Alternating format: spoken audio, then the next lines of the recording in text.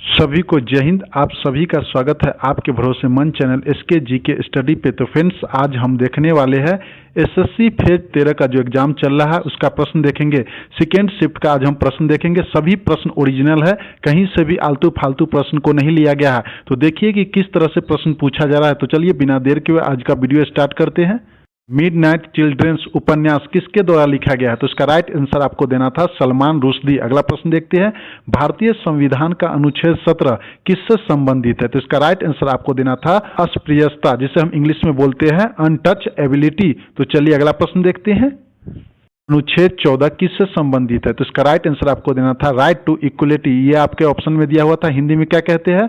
विधि के समक्ष समानता और कानूनों के समान संरक्षण से संबंधित। तो चलिए अगला प्रश्न देखते हैं, पोंगल भारत के किस राज्य का फसल उत्सव है? तो इसका राइट आंसर आपको देना था तमिलनाडु। अगला प्रश्न देखते हैं, बहना योजना किस राज्य सरकार के द्वारा शुरू की गई थी? तो इसका राइट आंसर आपको देना था मध्य प्रदेश। डिटेल से देखते हैं, 10 जून 2023 को मध्य प्रदेश सरकार के द्वारा इसको शुरू किया गया था। अगला प्रश्न देखते हैं, न्यूटन के गति का तीसरा नियम क्या कहता है? तो इसका राइट आंसर आपको देना था प्रत्येक क्रिया के लिए एक समान और विपरीत प्रतिक्रिया होती है। ये आपका राइट आंसर होता। तो चलिए अगला प्रश्न देखते हैं, इस क्षेत्र में जनसंख्या निवास अधिक है? तो इसका राइट आंसर आपको देना था गंगा का मैदान क्षेत्र या तो जेनेटिक प्लेन। समझे फ्रेंड्स, ये आपका राइट आंसर होता है। अगला प्रश्न देखते हैं, हैप्पीनेस इंडेक्स जिसे हम खुशहाली सूचकांक कहते हैं कैसे मापा जाता है? तो इसका राइट आंसर आपको देना, उससे पूछा जाता है कि वे अपने जीवन को 0 से 10 में कितना संतुष्ट मानते हैं, फिर उपरोक्त 6 कारकों के अनुसार औसत स्कोर बनता है।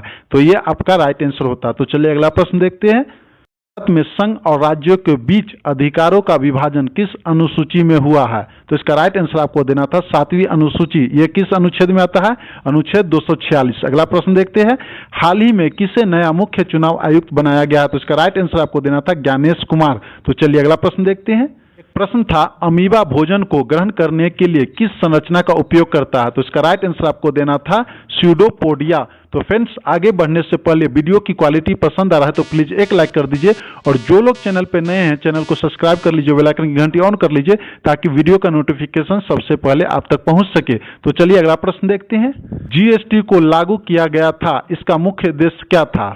जीएसटी का फुल फॉर्म होता है गुड्स एंड सर्विस टैक्स, को भारत में 1 जुलाई 2017 को लागू किया गया था।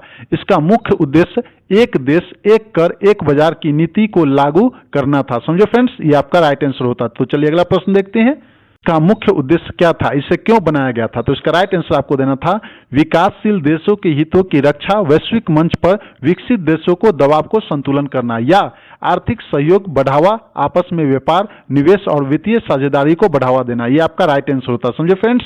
तो चलिए अगला प्रश्न देखते हैं, निम्नलिखित में से कौन सा किला राजपूत राजाओं का है? तो इसका राइट आंसर आपको देना था चित्तौड़गढ़ का किला। समझे फ्रेंड्स, ये आपका राइट आंसर होता। तो चलिए अगला प्रश्न देखते हैं, किससे संबंधित है? तो इसका राइट आंसर आपको देना था मीमांस हिंदू दर्शन की एक शाखा है जिसका संबंध वेदों की व्याख्या और कर्मकांडों के अनुष्ठान से है। समझे फ्रेंड्स, तो इसका राइट आंसर यही हो जाता है। अगला प्रश्न देखते हैं, ब्रिक्स थिंक टैंक परिषद बीटीटीसी का मुख्य काम क्या है? तो इसका राइट आंसर आपको देना था ब्रिक्स थिंक टैंक परिषद, जिसे हम बीटीटीसी कहते हैं, का मुख्य काम ब्रिक्स देशों के बीच अनुसंधान, विचारों के आदान प्रदान और नीतिगत सिफारिश को बढ़ावा देना। समझे फ्रेंड्स।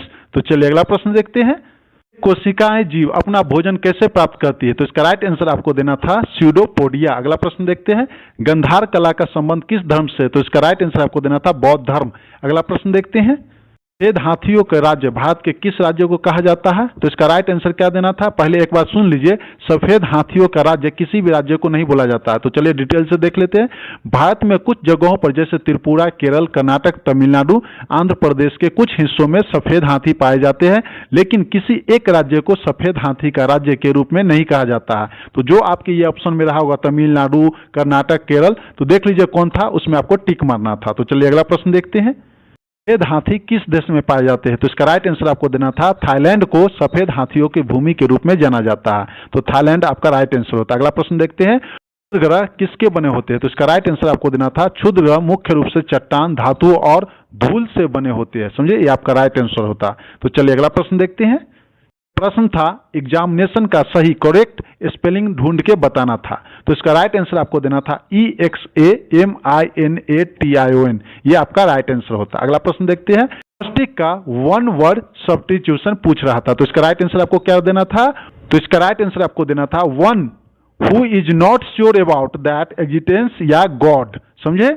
इसे हिंदी में क्या कहते हैं? जो ईश्वर के अस्तित्व के बारे में अनिश्चित हो। समझे फ्रेंड्स? तो फ्रेंड्स, जितना भी प्रश्न पूछा गया था मैंने आपको एक एक करके अच्छे से समझा दिया।